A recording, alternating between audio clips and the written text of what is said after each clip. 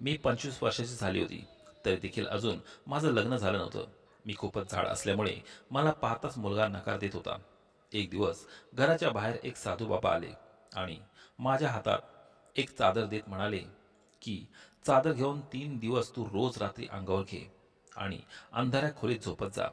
मग चमत्कार बघ, लवकर तुझं लग्न होईल. मी आनंदाने त्यांच्याकडून ती चादर घेतली. परंतु जेव्हा पण मी ती चादर अंगावर घ्यायचे, मला खूप विचित्र वाटायचं. मी तिसऱ्या दिवशी ती चादर अंगावर घेऊन झोपले आणि सकाळी माझे डोळे उघडले तेव्हा समोरचे दृश्य पाहून माझा जीवच गेला. कारण माझं नाव सलोनी आहे. आमच्या घरात मी, माझे आई वडील आणि माझ्या छोट्या 2 बहिणी राहत होत्या. आमच्याच बंगल्याच्या शेजारी सर्वंट क्वार्टरमध्ये आमची मोलकरीण चंपा आणि तिचा मुलगा सोहम राहत होता. माझं शिक्षण पूर्ण झालं तसं मला लग्नासाठी स्थळं बघायला सुरुवात केली. परंतु माझं वय 25 वर्ष होऊनही माझं लग्न जमत नव्हतं. कारण मी खूपच जाड होते. आज देखील मला बघायला पाहुणे येणार होते. त्यामुळे मी माझ्या रूममध्ये तयार होत होते. तेवढ्यात मला असं जाणवलं की खिडकीतून मला कोणीतरी चोरून बघत आहे. मी पळतच खिडकीकडे गेले. बाहेर डोकावून पाहिले तर तिथे कोणीच नव्हतं. परंतु कोणीतरी पळत असल्याचा भास झाला. पण तिथे कोणीच नव्हतं. मी बघू शकले नाही. भीतीने माझे सर्व अंग थरथर कापत होते. माझ्या रूममध्ये माझ्या हालचालींवर नेमकं कोण लक्ष ठेवत होतं.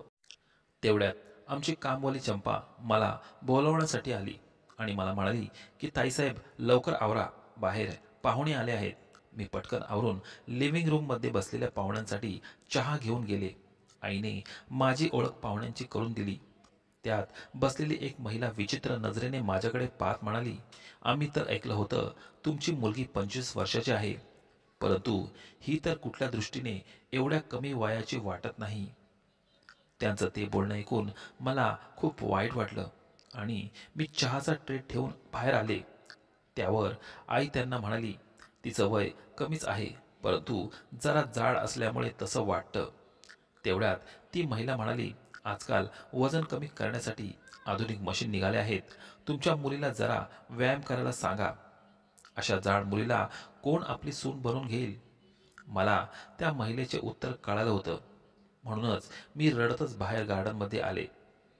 आता मात्र मला स्वतःची चीड येऊ लागली होती. येणारा प्रत्येक मुलगा मला माझ्या जाडेपणामुळे नकार देत होता. त्यामुळे मी डिप्रेशनशी शिकार झाले होते. तेवढ्यात पुन्हा मला एकदा असं जाणवलं की मला कोणीतरी चोरून पाहत आहे. मी पटकन उठून उभी राहिले आणि माझ्या आजूबाजूने पाहिले. तेवढ्यात मला 2 झाडांमध्ये काहीतरी सळसळ ऐकू आली. तेवढ्यात सर्वंट क्वार्टरमधून मला चंपा येताना दिसली. मी तिला त्याबाबत विचारलं तर ती म्हणाली की ताईसाहेब इथे तर कोणी दिसत नाही. कदाचित तुम्हाला भास झाला असेल, परंतु मला नेहमी असं वाटायचं की मला कोणीतरी चोरून बघत आहे. नंतर मी त्या गोष्टीकडे दुर्लक्ष केलं. मी सुरुवातीपासूनच एवढी जाड नव्हते. मी 15-16 वर्षाचे असताना एकदम सडपातळ होते. परंतु माझी तब्येत खूपच कमी असल्यामुळे माझे आई नेहमी काळजीत असायची. नंतर वयात आल्यावर मात्र मी अंगाने चांगलेच भरले होते आणि दिसायलाही खूप छान असल्यामुळे माझी आई माझी नजर उतरवताना थकत नव्हती. परंतु माहीत नाही मला कोणाची नजर लागली आणि मी नेहमीच आजारी राहू लागले. एक दिवस मी कॉलेजमधून येताना चक्कर येऊन खाली पडले आणि मला हॉस्पिटलमध्ये ॲडमिट करावे लागले. डॉक्टर म्हणाले की यांच्या शरीरात ताकद खूपच कमी आहे. म्हणून त्यांनी मला ताकद येण्याचे इंजेक्शन द्यायला सुरुवात केली. परंतु त्या इंजेक्शनमुळे माझं सर्व शरीर फुगलं होतं. डॉक्टर म्हणाले की हा सर्व त्या इंजेक्शनचा परिणाम आहे. काही दिवसानंतर सूज कमी होईल. परंतु सूज कमी होण्याऐवजी माझं शरीर आणखीनच वाढलं होतं. अशा प्रकारे इंजेक्शनच्या रिॲक्शनमुळे माझे शरीर जाड झाले होते. माझा चेहरा खूप मोठा दिसत होता. मी एक कमी वयाची मुलगी दिसण्याऐवजी एखादी जास्त वयाची बाई दिसत होती. आता माझ्या घरच्या लोकांना माझी काळजी वाटू लागली. मला पण माझ्या जाडेपणाचा तिरस्कार येत होता. मी दिवसभर रडत असायची. माझी आई मला खूप समजावून सांगत होती, परंतु मी नेहमीच नाराज राहू लागले. एक दिवस सकाळीच मी गार्डनमध्ये बसले होते. तेवढ्यात कोणीतरी गेटवरून आवाज दिला, कोणी आहे का? त्याच्या मनातील प्रत्येक इच्छा पूर्ण होईल. मला साधूबाबांचा आवाज ऐकू आला, तर मी पटकन गेटवर गेले. ते साधूबाबा आपल्या अंगावर एक चादर घेऊन बसले होते. मी त्या बाबांना विचारलं, तुम्हाला काय हवं आहे? त्यावर ते साधूबाबा म्हणाले, मला काय हवं आहे हे तू देऊ शकत नाही, परंतु तुला काय हवे आहे ते मी तुला देऊ शकतो. त्यांचे ते बोलणं ऐकून मी आश्चर्यचकित होऊन त्यांच्याकडे पाहिले आणि त्यांना विचारलं, सांगा पाहू, मला काय हवे आहे? त्यावर आपल्या हातातील चादर देत ते म्हणाले की ही चादर रोज रात्री 3 दिवस अंगावर घेऊन झोपत जा. मग कसा चमत्कार होतो बघा. तुझं लग्न लवकरच जमेल. त्यांचं ते बोलणं ऐकून मी चकित झाले. ते साधू बाबा एक साधारण माणूस नव्हते. त्यांनी माझ्या दुःखाचे एकदम बरोबर कारण सांगितलं होतं. मी पटकन पुढे जाऊन त्यांच्या हातातून ती चादर घेतली. हे सर्व पाहून माझे आई वडील देखील घरातून बाहेर आले आणि त्या साधूबाबांना काही शिधा देऊन त्यांचं दर्शन घेतलं. ते साधूबाबा जाताना म्हणाले की मागे वळून बघू नकोस, लवकरच तुझी इच्छा पूर्ण होईल. मी दोन्ही हाताने ती चादर पकडली आणि माझ्या रूममध्ये आले. तेवढ्यात माझी आई माझ्या मागे आली. ती खूप खुश दिसत होती. ती मला म्हणाली की आजपासून बरोबर 3 दिवसानंतर जे स्थळ तुझ्यासाठी येईल, आपण त्याचा स्वीकार करूयात. त्यामुळे आपल्या घरात आनंद आणि भरभराट येईल. परंतु या स्थळाला जर आपण नकार दिला तर आपल्याकडून सर्व काही जाईल. आपण रस्त्यावर येऊ असं ते साधूबाबा सांगून गेले आहेत. परंतु आईने मला धीर दिला आणि म्हणाली की बाळा, रात्री हीच चादर नक्की अंगावर घेऊन झोप. आई गेल्यानंतर मी ती चादर उघडून पाहिली तर ती काळ्या रंगाच्या कमळासारखी होती. रात्र होताच मी माझ्या रूममध्ये सगळे लाईट बंद केले आणि पूर्णपणे अंधार केला आणि ती चादर अंगावर घेतली. हे सर्व मला खूप विचित्र वाटत होतं. माझ्या सर्व अंगाला ती चादर टोचत होती. मला असं वाटत होतं आता ती चादर अंगावरून काढून फेकून द्यावी. पण मी तसं अजिबात केलं नाही. जशी काय सर्व रात्रभर मी काट्यावर झोपले होते. सकाळ होताच आईने मला विचारलं की तू तुझ्या अंगावर ती चादर घेतली होतीस का? मी आईला होकार देत मान हलवली. रात्रभर झोप न आल्यामुळे मला खूप थकवा जाणवत होता, म्हणून मी पुन्हा माझ्या रूममध्ये जाऊन आराम करू लागले. त्या साधू बाबांचं बोलणं माझ्या कानात घुमत होतं. मी माझ्या लग्नाबद्दलचे विचार करून मनातल्या मनात हसत होते. साधूबाबांनी सांगितल्याप्रमाणे मी दुसऱ्या आणि तिसऱ्या दिवशीही ती चादर अंगावर घेऊन झोपले. तिसऱ्या दिवशी सकाळी मी उठून किचनमध्ये आले. आई मला जवळ घेत म्हणाली, आजचा दिवस तुझ्यासाठी खास आहे. तू आता काही दिवसांचीच पाहुणी आहेस, त्यामुळे तू कुठल्याही कामाला अजिबात हात लावू नकोस. माझ्या बहिणी मला चिडवत होत्या. मी पटकन बाथरूममध्ये जाऊन आंघोळ केली आणि नवीन कपडे घालून थोडासा हलका मेकअप करून तयार झाले. मला माहीत होतं कुठल्याही क्षणी माझ्यासाठी स्थळ येऊ शकतं. आम्ही सर्वजण नाश्त्यासाठी बसलो. आमचे लक्ष मात्र गेटवर कोणी येतं का त्याकडेच होतं. तिथून माझ्यासाठी स्थळ येणार होतं. परंतु तेवढ्यात एक विचित्र गोष्ट घडली. चंपाने आमच्या सर्वांसाठी नाश्ता लावला आणि ती स्वतः जमिनीवर बसून रडू लागली. आम्ही सर्वजण तिच्याकडे आश्चर्याने बघू लागलो. माझ्या वडिलांनी तिला विचारलं, नेमकं काय झालं आहे? तुझी तब्येत ठीक आहे ना? त्यावर चंपा रडतच म्हणाली, साहेब, लहान तोंडी मोठा घास घेत आहे. परंतु काय करू? काल रात्री मी स्वप्नात बघितलं की मी मंदिरासमोर बसलेले होते. तेवढ्यात एक साधूबाबा माझ्याजवळ आले आणि मला म्हणाले की तुझ्या मुलासाठी सलोनीचा हात मागायला जा आणि त्यांनी जर नकार दिला तर तिला दिलेली चादर घेऊन पुन्हा ये. तिला सांग की आता या चादरीसारखी देखील तुझ्या आयुष्यात काळोख येईल. मला नाही माहीत कुठली चादर आणि कुठला काळोख. मला फक्त एवढंच माहीत आहे की मी तुमच्या समोर हात पसरून बसले आहे. मला रिकाम्या हाती उठू नका. चंपाचं ते बोलणं ऐकून आम्ही सर्वजण तिच्याकडे आश्चर्याने पाहू लागलो.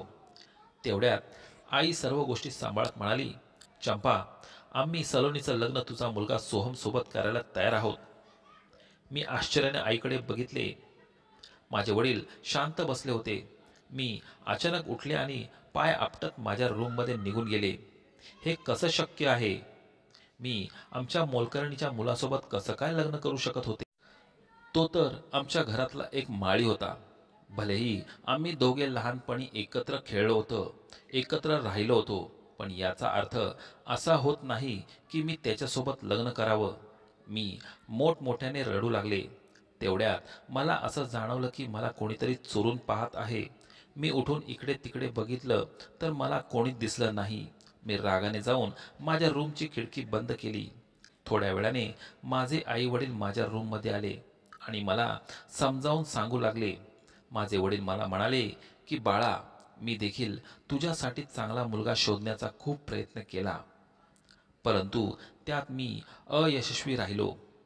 आता माझा नाईलाज आहे. मला त्या साधूबाबांचा शाप नको आहे. मला नाही माहीत या स्थळाला आपण जर नकार दिला तर काय होईल.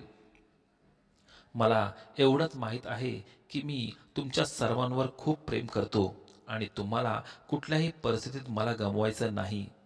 2-3 दिवसानंतर आम्ही तुझं लग्न सोहमसोबत लावून देऊ, असं म्हणत माझे वडील रूममधून निघून गेले. मी स्वतःला 2-3 दिवस रूममध्ये कोंडूनच घेतलं होतं. 3 दिवसानंतर माझ्या आईने लाल रंगाचा घागरा माझ्या हातात दिला आणि मला म्हणाली, आवरून घे, पंडितजी केव्हा पण येऊ शकतील. मी देखील नाईलाजाने ही गोष्ट मान्य केली आणि काही वेळातच लग्न होऊन मी आमच्या समोर असलेल्या सर्व्हर क्वार्टरमध्ये गेले. मला तर आता वाटत होतं की कुठेतरी पळून जावं. मी जर जाड नसते तर माझं लग्न या नोकरासोबत झालं नसतं. शेवटी चंपा मला सोहमच्या रूममध्ये सोडून बाहेर आली. काहीच वेळातच सोहम माझ्या रूममध्ये पोचला. मला डोक्यावर पदर घेऊन गरजेचं वाटलं नाही. मी सोहमकडे बघितलं तर तो काहीसा नाराज दिसला होता. तो माझ्याजवळ बसणारच होता. तेवढ्यात मी मोठ्याने ओरडले, खबरदार! चंपाने लग्नासाठी माझा हात फरशीवर बसून मागितला होता. तिला तरी मालकांसोबत बोलायची मर्यादा समजते आणि तिने तुला काही शिकवलं नाही का? सोहम माझ्यासमोर बेडवर बसला आणि मला म्हणाला, तू माझी मालकीण नाहीस. मी तुझ्या वडिलांचा नोकर आहे, तुझा नाही. मी त्यांच्याकडून पगार घेतो, तुझ्याकडून नाही. त्यावर मी चिडूनच म्हटले, तू आपल्या मालकीणसोबत रूममध्ये झोपू शकत नाहीस. आत्ताच्या आत्ता निघून जा. मी असं म्हटल्यावर सोहम खाली मान घालूनच रूममधून निघून गेला. सोहम बाहेर गेल्यानंतर मी रूमचा दरवाजा बंद केला आणि झोपी गेले. मी सकाळी लवकरच उठतच माझ्या घरी आले. मला बघून माझ्या वडिलांना खूप आश्चर्य वाटलं. मी त्यांना म्हटले की बाबा, आपण साधू बाबांचं म्हणणं मान्य केलंय. मी सोहमसोबत लग्न केलं. आता आपल्यावर कुठलंही संकट येणार नाही. पण मी आता इकडेच राहणार आहे. वडिलांनी माझी गोष्ट मान्य केली, परंतु माझ्या आईने मला खूप समजावण्याचा प्रयत्न केला. पण मी तिची एकही गोष्ट मान्य केली नाही. आता मला घरी येऊन 2 महिने झाले होते. मी नेहमीच माझ्या रूमच्या खिडकीतून सोहमला गार्डनमध्ये काम करत असताना पाहायचे. तो कधी गार्डनमधील गवत कापत असायचा तर कधी झाडांना पाणी घालत असायचा. असेच करता करता 6 महिने निघून गेले. एक दिवस अचानक चंपा माझ्या वडिलांकडे आली आणि म्हणाली, मालक, आम्ही हे घर सोडून निघून जात आहोत. लग्नानंतर सोहमला सलोनीवर प्रेम झालं आहे. तो तिच्या प्रेमात वेडा झाला आहे. मी माझ्या तरुण मुलाला असं दुःखात पाहू शकत नाही. त्याला तर खूप ताप आला आहे. चंपाचं ते बोलणं ऐकून मला आश्चर्य वाटलं. माझ्यावर एवढं प्रेम कोणी कसं काय करू शकतो? चंपाचं ते बोलणं माझ्या कानात घुमत होतं. रात्री मी जेव्हा बेडवर गेले तेव्हा मला अजिबात झोप येत नव्हती. मला खूप अस्वस्थ वाटत होतं. मी अचानक माझ्या बेडवरून उठले आणि सर्वंट क्वार्टरकडे जाऊ लागले. सोहमच्या रूमचा दरवाजा उघडा होता. मला फक्त हे बघायचं होतं की चंपा जे सांगत होती ते सत्य आहे का. मी पुढे जातच होते. तेवढ्यात सोहमचा आवाज माझ्या कानावर पडला. तो चंपाला म्हणत होता की मी तर समजत होतो की मेहनत आणि मजुरी करून आपलं पोट भरण्यात काहीच लाज नाही, परंतु हे श्रीमंत लोक आपल्या लोकांना आपल्या पायातली चप्पल समजतात. आई, तू मला किती वेळा समजावून सांगितलं होतं की एवढे मोठे स्वप्न बघू नकोस. सलोनी तुला कधीच मिळणार नाही. परंतु मी काय करू शकत होतो? ती माझं लहानपणाचं प्रेम होती. मी तिचं प्रेम मिळवण्याचा विचार करत होतो, परंतु तू म्हणाली की सलोनीची आई तिचा हात तुला देणार नाही. सोहमचं बोलणं ऐकून मला आश्चर्य वाटलं. त्यावर चंपा म्हणाली, तुला माहीत आहे, सलोनी जेव्हा 2 महिन्यांची होती तेव्हा तिच्या आईचं निधन झालं आणि मग मी तिचा सांभाळ करू लागले. तुमच्या दोघांचाही मला खूप लळा लागला होता. मी तुला आणि सलोनीला एका ताटात जेवू घालत होते. तुझ्या पाळण्यात तिला झोपी देखील लावायचे. पण नंतर मोठ्या मालकांनी दुसरे लग्न केलं. नवीन मालकीन सलोनीला अजिबात चांगलं वागवत नव्हती. तिच्या मुली जरा दिसायला बऱ्या होत्या, परंतु सलोनी तर एखाद्या अप्सरेपेक्षाही छान दिसत होती.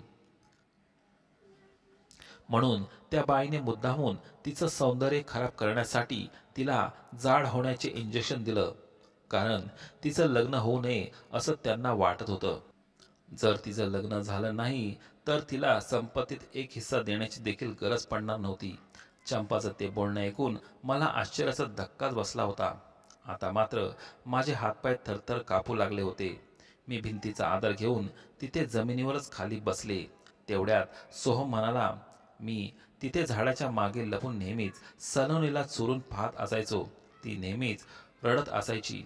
मला तिचे ते अश्रू सहन होत नव्हते. म्हणून मी साधू महाराजाचं सोंग घेतलं होतं. मी माझ्या मित्राच्या वडिलांना घेऊन आलो होतो. त्यांनी साधू महाराजांचं नाटक केलं. आपल्या या प्लॅनमुळे सलोनी माझी तर झाली होती, परंतु तिने कधीच माझा स्वीकार केला नाही. आता उद्या सकाळी सकाळीच आपण हे घर सोडून निघून जाऊयात. त्या दोघांचं बोलणं ऐकून ती रडू लागली. मी खूप मोठ्या मुश्किलीने माझ्या रूमपर्यंत आले. सकाळ होताच मी माझ्या वडिलांना सर्व हकीकत सांगितली. वडिलांनी मला शब्द दिला की मी सर्व काही ठीक करेल. सकाळ होताच वडिलांनी माझ्या आईला सांगितले की आपल्या मुलीला आपल्या घरातून जायचं आहे. ते ऐकून आईला खूपच आनंद झाला.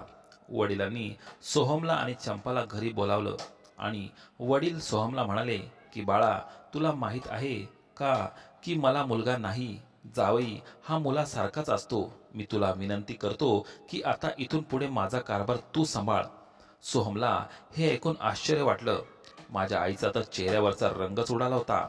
वडिलांनी आपल्या सर्व संपत्तीचे कागद सोहमच्या हातात जबरदस्ती दिले. वडिलांच्या या प्लॅनमुळेच आईला एक जोरदार चपराक बसली होती. ज्या संपत्तीमुळे आईने मला आयुष्यभर घरात बसून ठेवण्याचा प्लॅन केला होता, माझ्या वडिलांनी ती संपत्ती माझ्या नवऱ्याच्या ताब्यात दिली होती. तर मित्रांनो, तुम्हाला हा व्हिडिओ कसा वाटला मला कमेंट करून जरूर सांगा. व्हिडिओ आवडला असेल तर व्हिडिओला लाईक, शेअर आणि चॅनलला सबस्क्राईब नक्की करा. धन्यवाद.